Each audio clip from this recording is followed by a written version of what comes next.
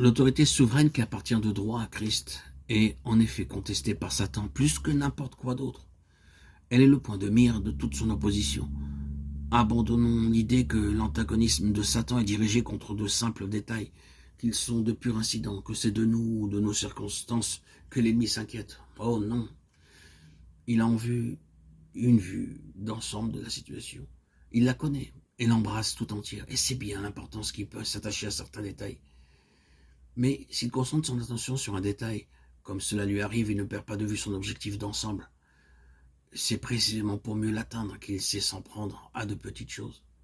À travers toutes les péripéties de cette lutte, son but secret, son objectif suprême est de mettre en échec la souveraineté de Jésus-Christ. Il peut sans doute concentrer beaucoup d'attention sur des éléments secondaires. Prenez par exemple le lien qui unit deux croyants que Dieu a rapprochés et qui sont appelés à vivre ensemble. L'ambition, l'ingéniosité, les mensonges, les fourberies, des efforts de toutes sortes. Il mettra tout en œuvre pour saper cette relation et séparer ces deux vies. Pensez-vous qu'il se soucie de provoquer des divisions pour le seul plaisir de l'opération? Quand il en est venu à bout, le croyez-vous satisfait simplement parce que la chose est faite? Non, ce n'est pas du tout là son but. En provoquant cette rupture, il voit beaucoup plus grand. Il voit l'autorité souveraine de Jésus-Christ mise en échec. Telle est la portée que peuvent avoir nos relations les uns avec les autres. Est-ce Satan qui va être le Seigneur ou est-ce Christ? Tout ce qu'il y a de solennel dans cette alternative peut dépendre de ce qui se passe entre quelques personnes. Et la moindre petite chose qui se débat entre deux frères en la foi, examinée sous ce jour-là, prend soudain des proportions universelles.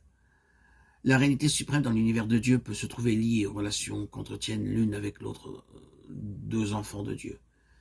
Et ce qui est vrai dans un exemple comme celui-là est vrai aussi dans une quantité d'autres questions qui, en elles-mêmes, ne méritent même pas qu'on y prenne garde tant elles paraissent anodines.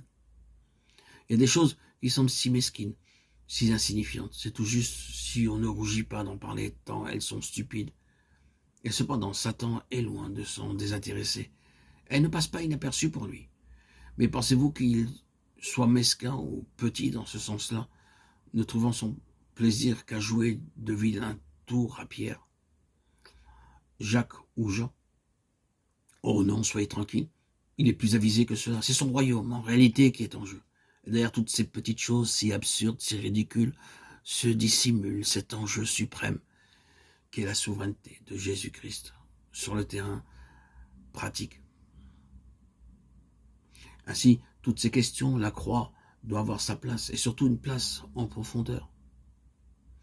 Dans nos relations, dans les deux ou trois qui se réunissent, dans les petits groupes, partout la croix doit être là, de peur que Satan, trouvant un accès, ne réussisse à prendre pied à l'intérieur de la place pour détruire cette expression visible de la seigneurie de Jésus-Christ.